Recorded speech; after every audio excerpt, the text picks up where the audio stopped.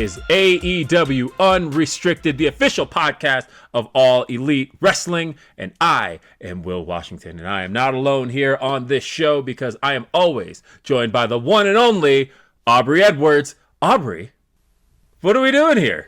I don't know. I don't even know what year it is anymore. You know that Robin Williams gif from Jumanji where he's like, what year is it? Like, that's my life right now. Sure. You have had a busy time, and we're going to talk about all of that. There's so much to talk about on this special edition of AEW Unrestricted because our guest today is us. Yes, we're going to be catching up on all the things we've been up to. But before we get to that, I want to remind everybody that this show right here is brought to you in part by Upper Deck. And you can collect your favorite wrestlers in 2025 Upper Deck AEW and start your trading card collection today. Unwrap autograph, memorabilia, or premium tech inserts. Visit upperdeck.com to learn more. I've got my cards here. I've got so many cards here. I've just been displaying cards the entire time you've been doing our little intro bumper of like, look at all these amazing people that were in WrestleDream this last weekend. Yeah, I mean, there's look, so many. WrestleDream was an incredible show. From top to bottom. I mean, and when we say from top, I mean like we kicked the show off mid-match, which is something we've never done before. But literally, we had the tailgate spill over into the actual pay-per-view, pyro going off during a match. I remember getting like the text message from Paul Turner with the run sheet, and like FTR Jet Speed was listed as both pre-show and main card, which I'm like, oh, this must be a typo. And I'm like, hey, so which one is it in? And someone says both. And then Bryce Remsburg's like, new kind of crossover, baby. Yeah, no, honestly, I went out into the audience to witness this happen. And, you know, there's a lot of things that can bring an audience to life during a match. And the crowd was already into this. But to watch them become as electric as they became in this match, as they all realized what was happening, and they all came to their feet and were losing it at the idea of this pyro going off during this match. And it took the match from, I would say, from 80 to 150. It was just suddenly like they were here and they were here. And I think what was really unique about that was that just as a whole, when we look at this show, when we look at what we were able to do with WrestleDream, you know, AEW, we always talk about we're the best wrestle. And I think this was a show that exemplified that. But then to take it a step further, this is a show where tag team wrestling is alive and well. And we had 3 incredible tag matches that were all incredibly unique from each other, that were all incredibly different from each other. And yet, all of which were straight 2-on-2 tag matches. You had Jet Speed versus FTR, but then you turn around and you had Jurassic Express versus the Young Bucks. Then you turn around and you had Brodito versus Konosuke Takeshita and Kazuchika Okada. And it was like, across the board, we had 3 incredibly, very, very different tag matches that all knocked everyone's socks off. And I cannot say enough about what our tag division is today. And, you know, as with all those teams I named, I love the fact that any one of those teams could be tag team champions right now. But you've got Brodito walking away with them, and they make a good argument for being the best of those teams. Absolutely. And I had the same thought you did as all of these matches are kind of happening. And it felt very like indicative of day one AEW, where the thing that really made us stand out was our tag division, because we had a company that was started by the Young Bucks, who were at the time unequivocally the best tag team in the world. And since then, we have grown the division to include so many other people. Because, I mean, if you look at Brodito versus Okada and Takeshita, neither of those guys were there on day one. But now I can't think of having them not at AEW because they're so synonymous with it.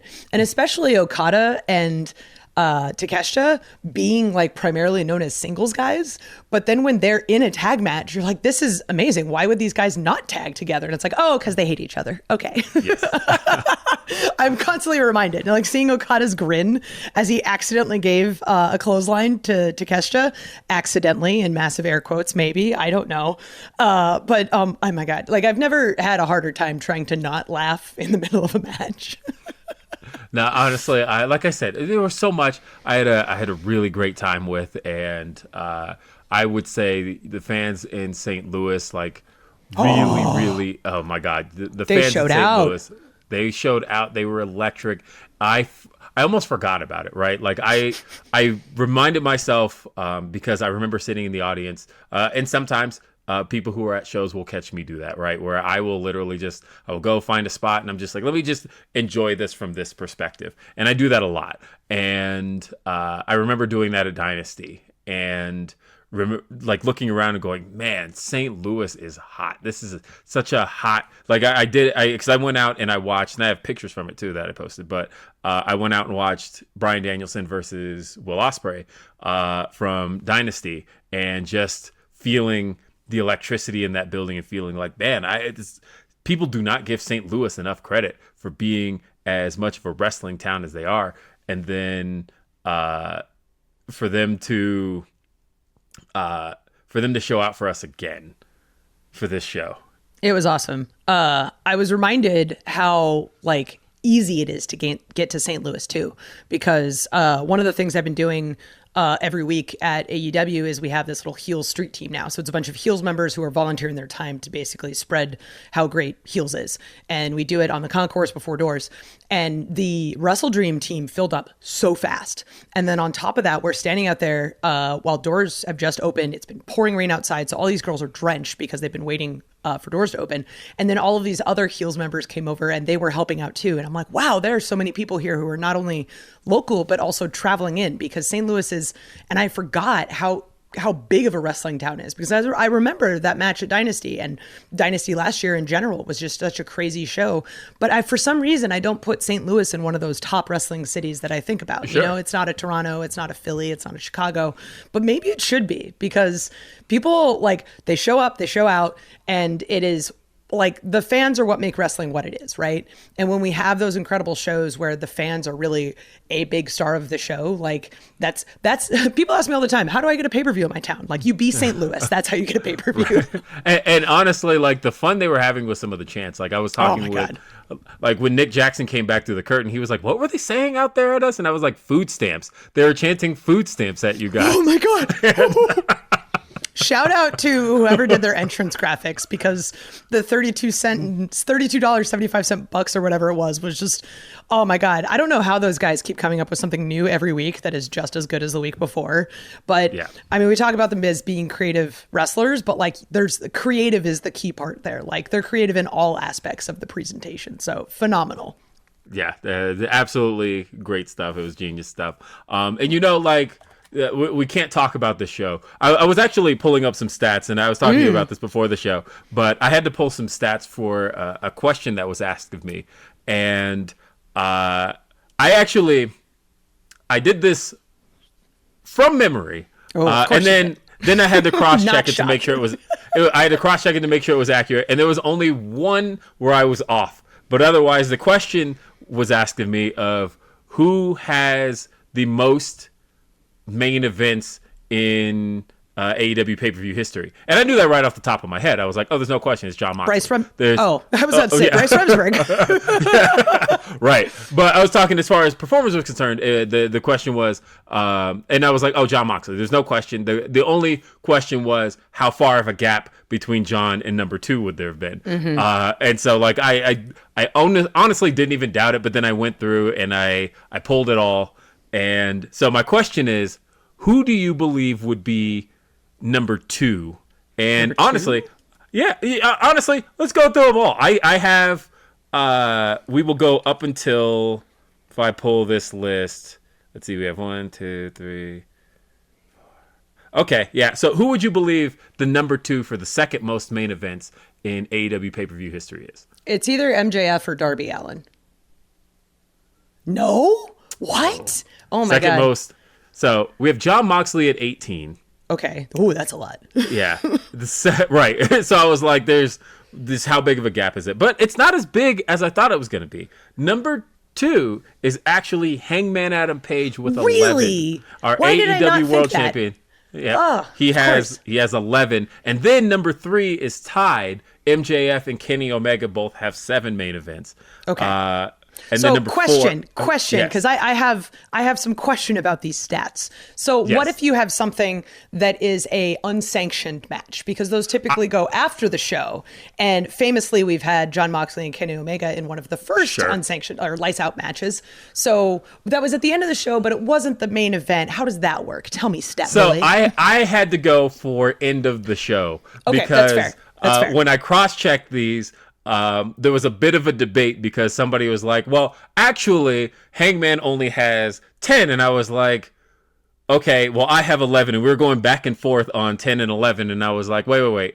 Are you not counting All Out 2024?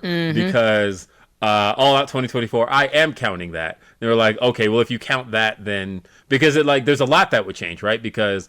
that would take Jon Moxley down 1 because he had an unsanctioned match. And that would actually put Chris Jericho up 1 because he had the second to last match that night. And Yep. so there's... but either way, I'm saying the last match. You went on last, unsanctioned or sanctioned. And so, yeah, like I said, Kenny Omega and MJF are tied for 7 main events. Who do you think comes after that? It's one individual who stands alone with 6. Ooh, I'm gonna say. Oh, I have no idea. Bryan Danielson. You are correct. It is Yeah, Bryan Danielson. look at me. Okay, how many of those have held the AEW World Championship? All. There you go. I was running through my champion list. Like, was it this guy? Was it this guy? Like running through like the lineage of who had the belt, and I'm like, Right. I have a feeling it's that guy. And then after that, there's multiple people who are tied for 5. Of course. And the tie for 5 is Darby Allin, Chris Jericho, Swerve Strickland, and the Young Bucks That have makes sense. had 5 main events. And then I like how you're bringing it back around to our initial start of talking about tag team wrestling because Right. very rarely before AEW existed, how many times has tag team wrestling been the main event of a pay-per-view, right? Sure. And And- it is without question we can do it a lot here because our tag team division is so stacked. yeah, and the Bucks have gotten to main event the show multiple times, and that is something that thinking about in the history of tag team wrestling across any company, the fact that the Bucks have gotten to do that a total of 5 times, and they are in there with a who's who of names is excellent. And thinking about Darby, right, and the fact that Darby has not been a world champion yet. And for him Yet. to have had the, I say yet because I think We all know. We all know. I think it is in Darby's future. But yeah, to think about Darby and what he was able to do in this show, and the fact that he's been able to do it at previous WrestleDreams, and he hasn't been a world champion, but at the same time, Darby is somebody whose flag is firmly planted, Mount Everest, and as far as being a tentpole name as far as AEW is concerned, and he is somebody who can be the main event of an AEW show. And like I said, I'm just so proud of so much of the show. And I think we've got a lot more to talk about, but I want to take a quick break. And because I want to talk about your travel as soon as we get back. Let's take a quick break here on AEW Unrestricted. We've got more to talk about. I'm Will Washington. She's Aubrey Edwards. We'll see you in a sec.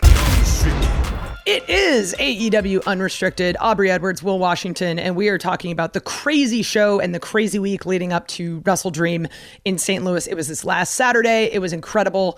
And it was one of those shows where I don't think, for some reason, we all know that AEW pay-per-views are the absolute best. And we're like, it's going to be good. And then it ends up happening. And we're like, this is one of the best shows we've ever done. Like, consistently, time and time again. And there was a short moment where I almost didn't make it. And I was going to be really, really sad. I was so happy to see you when you walked up to me, because like I was legitimately worried you weren't going to make it. And you know, the funny thing is for everybody who had been following on social media and had been following everything that had been going on, like you were in Mexico literally the night before. Yeah, and the night before in the main event of honestly, CMLL. I was very very pleased with your social segment with Mercedes. That was so much fun. My first promo in Spanish. It went pretty well. I know. I was like, oh, she's gonna speak Spanish here. I absolutely know it. This is great. So I want to talk about all of the above. Oh my God. I mean, let's start with your travel, because being, two places, working back-to-back nights, two countries, two pay-per-views, two different, oh my God. So two different companies. Yeah. Before we talk about my travel, I want to just give a shout out to Mercedes Moné, who, my schedule was ridiculous, but then we realized she won multiple belts in 3 different countries over 3 days, having 3 different matches. So she's now 12 belts Moné. I can't even keep track anymore. So, I mean, I had a crazy schedule, but she's easily cementing herself in history as one of the greatest of all time, because she has since beat and destroyed Ultimo Dragon's record. So, pretty awesome. But that is part of the reason why I was down in Mexico, is because Mercedes wanted a official that she could, pay a little money to and potentially call things in her favor. But she forgot that I am impartial and I call it down the middle, which I did, despite the outcome.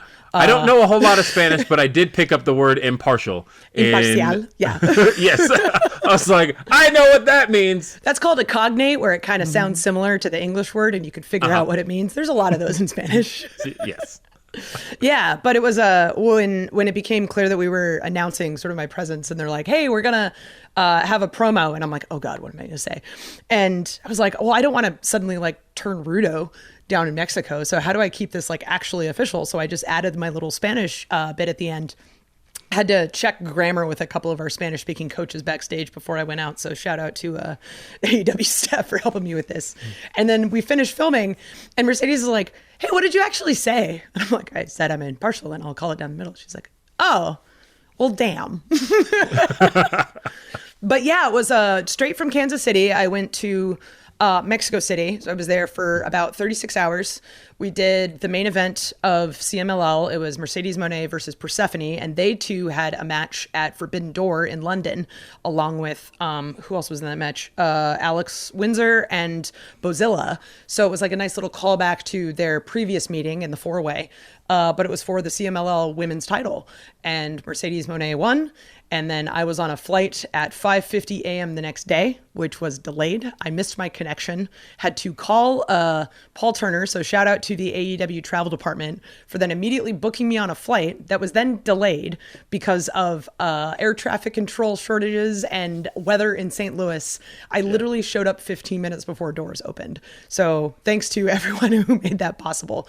And then I got to do some awesome matches. But you didn't just do some awesome matches. We have to talk about the workhorse that is Aubrey Edwards, because you then didn't just come in and do your ref work, right? Because, obviously a shout out to the shirt you have on, but AEW Heels, right? You immediately yes. went to work in the Heels booth. I did. So I walk in the door, and luckily the back entrance was right next to our prop truck. And shout out to our prop guys. They now have a locker that says Aubrey's banners in it, that I keep all my heel stuff in there. So I just I ask, can I dump my stuff here? And they're like, yes. And I drop 4 bags that I just got off a plane. I run in there, grab my banner. I go upstairs. They've already opened doors because, again, it was pouring rain outside.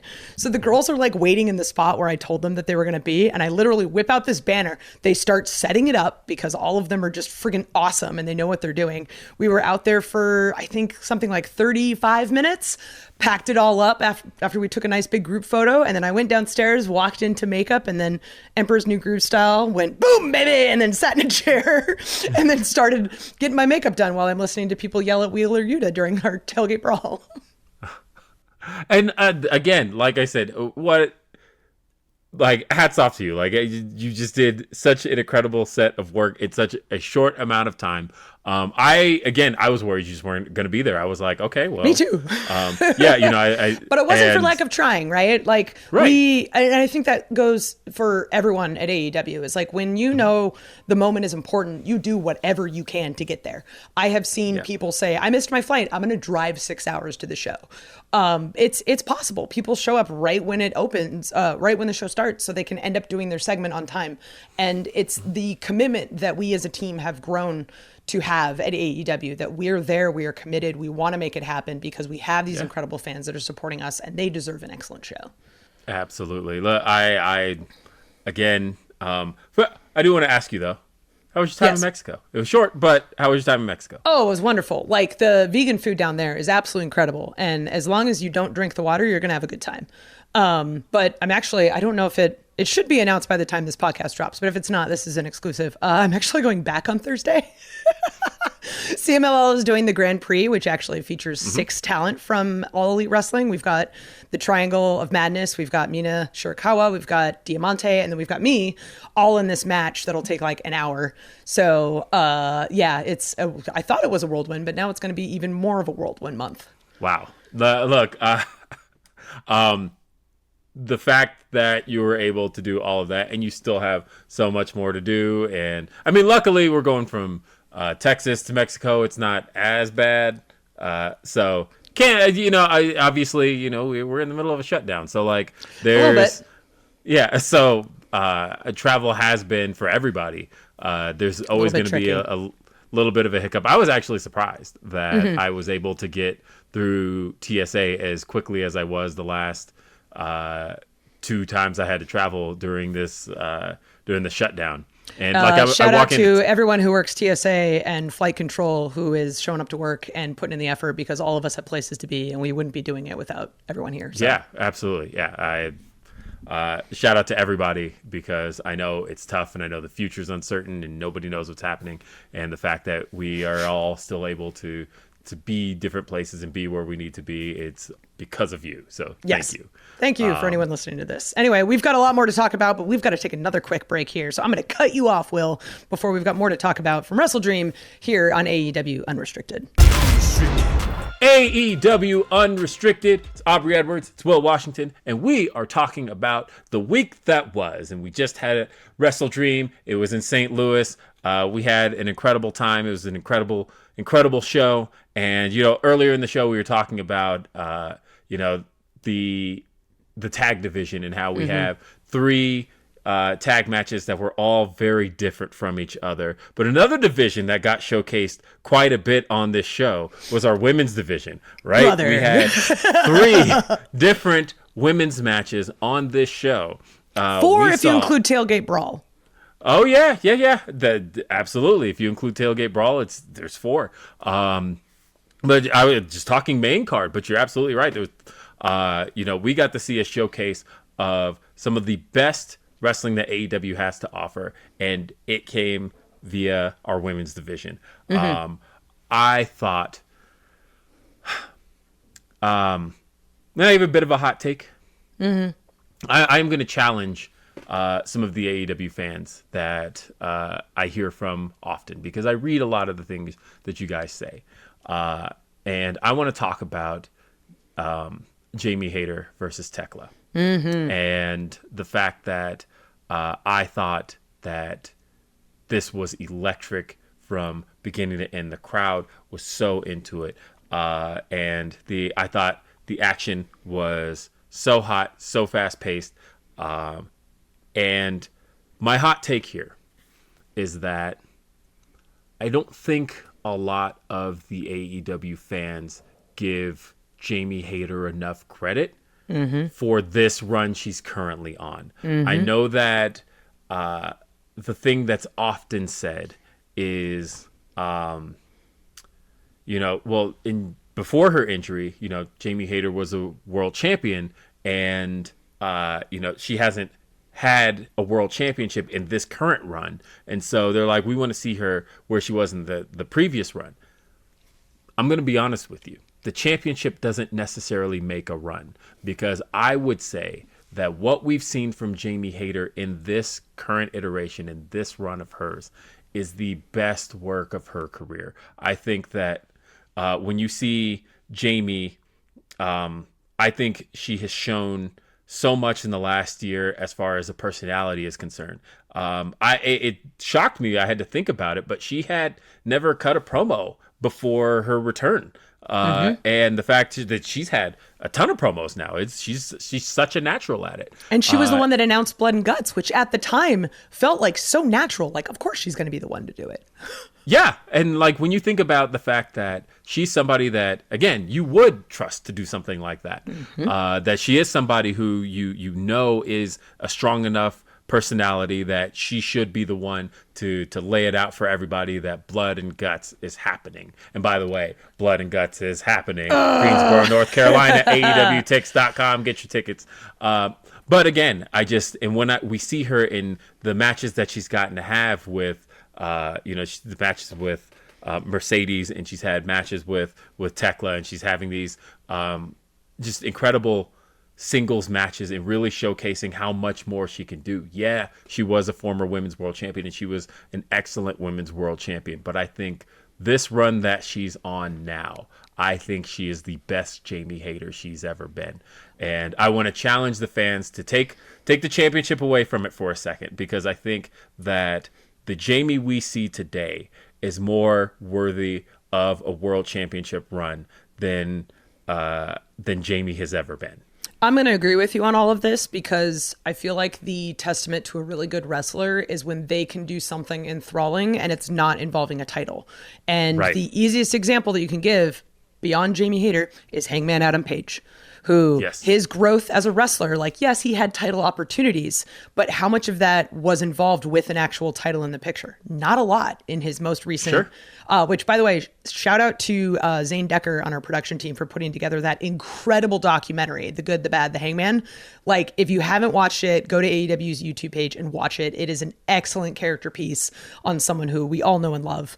And there's plant stuff in it, and you learn a lot about plants, which you should always learn when you're dealing with Hangman. But I feel like that's a testament to how much our women's roster has grown, is that we can now tell these stories on such a big stage, such as a pay-per-view, where we do not need to involve a title. That we have a match like Jamie Hayter and Tekla that people are excited to see just because both of these women are incredible athletes who will beat the crap out of each other. You don't need to involve a title. Both of them are draws. Both of them are huge, huge aspects of our roster. And I could not be more proud of the women and what they did this weekend.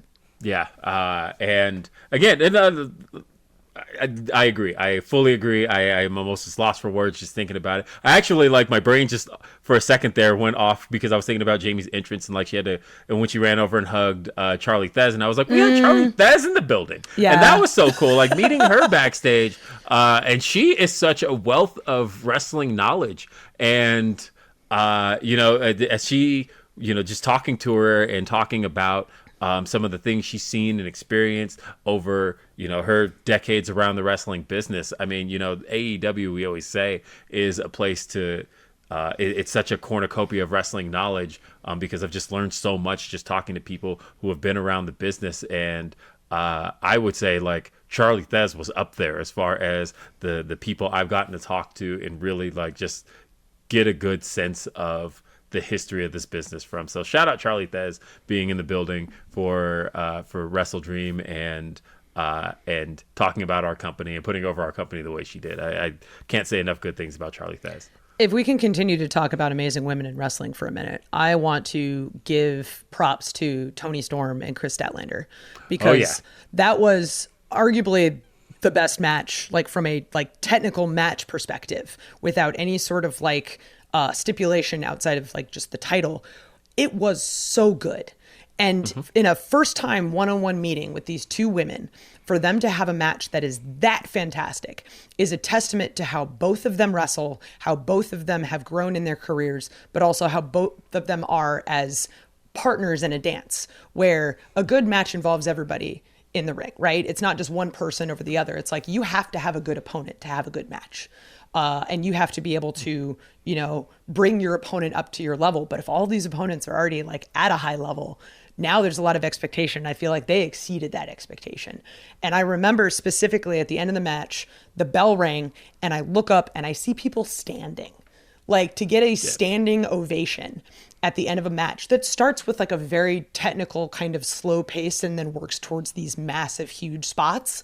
I literally told the girls, take a moment, breathe, and enjoy this, because it doesn't happen often, But I think we are in a moment in time in AEW where we are seeing this happen more often, especially with our women's division. And I mean, I'm a broken record, but I could not be more proud of the women at this company and what they're doing to elevate not only the division, but each other in these small, segmented moments of just having awesome matches, because it's all of these little bits that build together to make the division what they are. Yeah, I fully agree. I totally had missed that it was Toni Storm's birthday on Sunday. I had no idea. Goddamn. I gotta shoot her a text. And so it was like the very next day, I was like, oh, it was your birthday. Like, oh my God.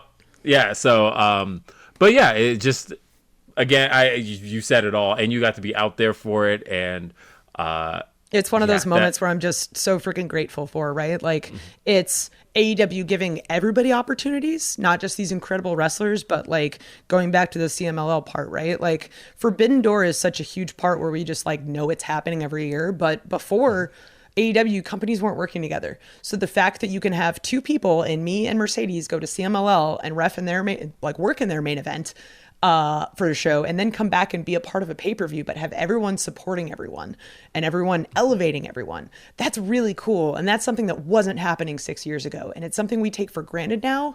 But like, I am so incredibly grateful for all of the things that I get to experience and all the things I get to see my coworkers experience, because wrestling is the best it's ever been. Yes, it really is. And, and again, we were talking about women's matches, and then we moved straight into Mercedes entering, by the way, with the frat house. Griff Garrison, your dance moves have always been impeccable, but you showed out. Yeah. And, the frat house being there, and, the fact is, as far as Mercedes had to say, she picked the frat house because there wasn't anyone good enough looking in St. Louis to accompany her to the ring, so she turned to the frat house to to help her down with those belts. So St. Louis, obviously, you show out quite a bit, but Mercedes she's gonna need it for next time.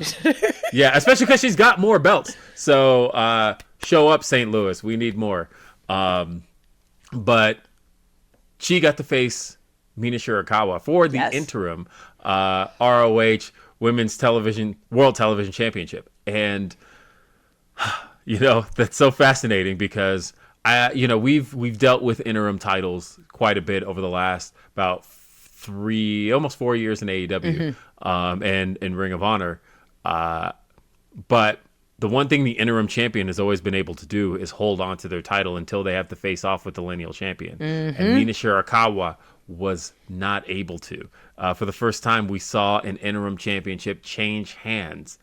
But the lineal champion is still Red Velvet. Yep. And I'm very, very excited for where this is going. Like, as soon as I saw that it was Mina was the opponent, I'm like, oh, the hypotheticals popping into my head of what this means for an interim champion, because you need to have that matchup at one point. You need to have the interim champion versus the lineal champion so you can know who is the champion. But now we suddenly have this weird situation where the interim champion is new in the time that the lineal champion was crowned. I wonder what's going to happen. I'm super excited to see this play out. Right. And I think for a lot of people, Red Velvet and Mercedes is one of those matches that I think, going back to early AEW, when the idea of Mercedes even being in AEW was a fantasy. Yes. And, that was one of those like, hey, if Mercedes ever came to AEW, Red Velvet would be one of those names that you'd want to see her really, square off with at on a big stage, right? On a high level. And how has it not happened yet? and now to know that, this match now has big stakes. It has big championship implications.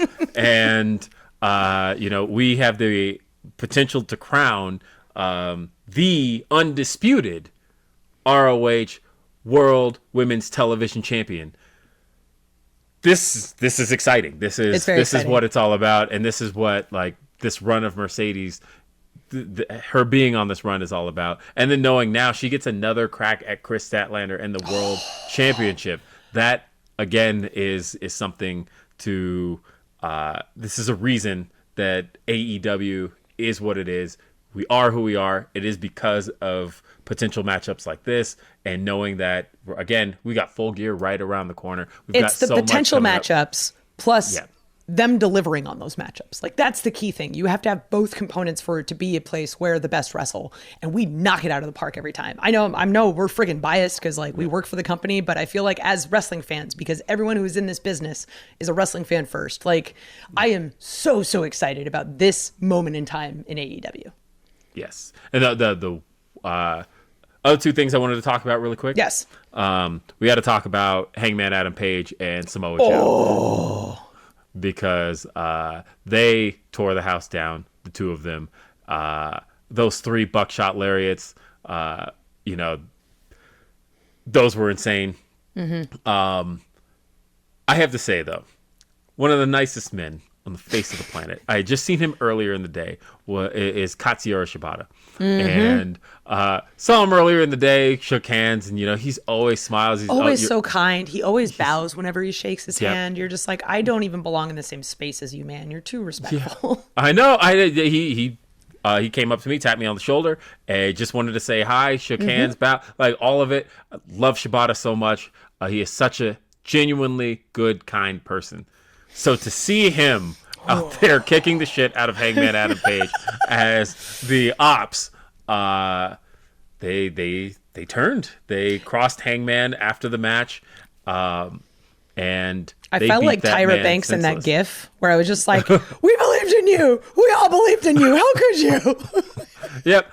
Like Hobbs. I've known Hobbs years. I know what he's got in him. I know that man has a mean streak in him. And we know what Samoa Joe is capable of. But look, Shibata. My heart was broken. Like, yes. No, one of the purest people in the world. How could you? Yep. But you know what? I get it. Look, because at the end of the day, it's in the name. They are the ops. Yeah. And should have known better, guys. Yes. Should have known better. But honestly, to see a fired up version of these 3 is going to be quite insane. I think that Samoa Joe is always dangerous, but this version of Samoa Joe feels like he could be the most dangerous version we've ever seen.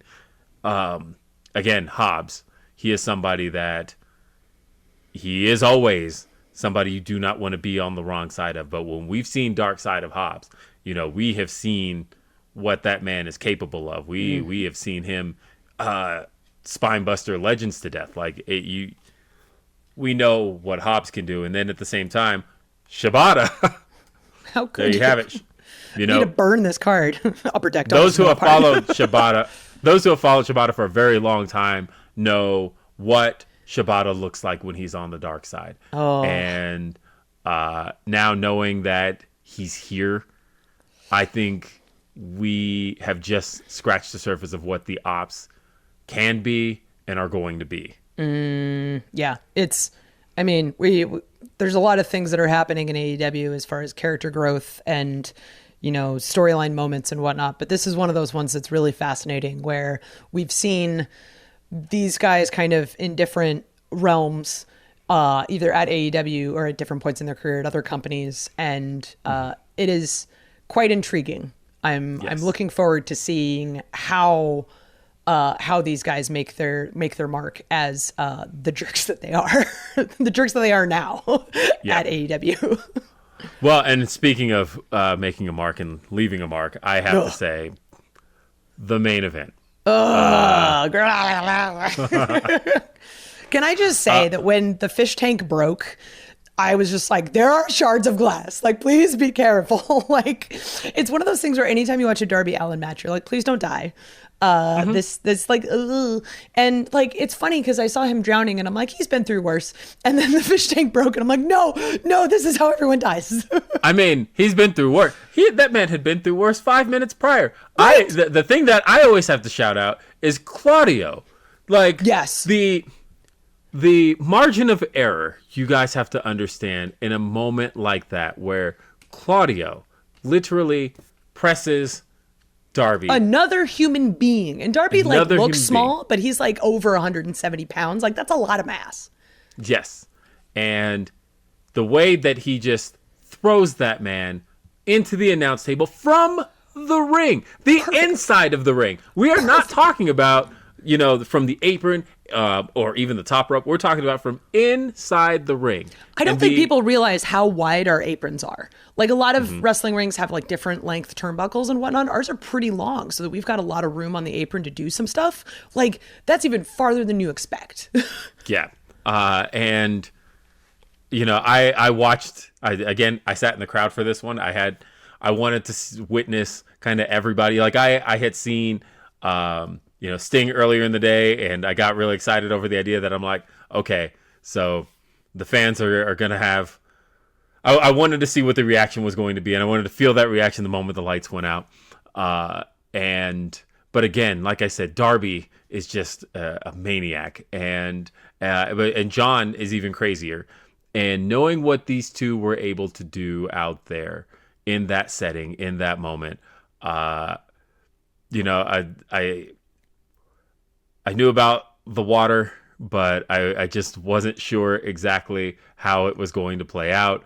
And one of the effects like you don't even think about is like Darby's face paint, like filling up the water, like giving it that kind of like, adding to the effect. Yeah, just murkying up the water, like reminding you that yes, this man is, being thrown into this. He's having his face just shoved into this water.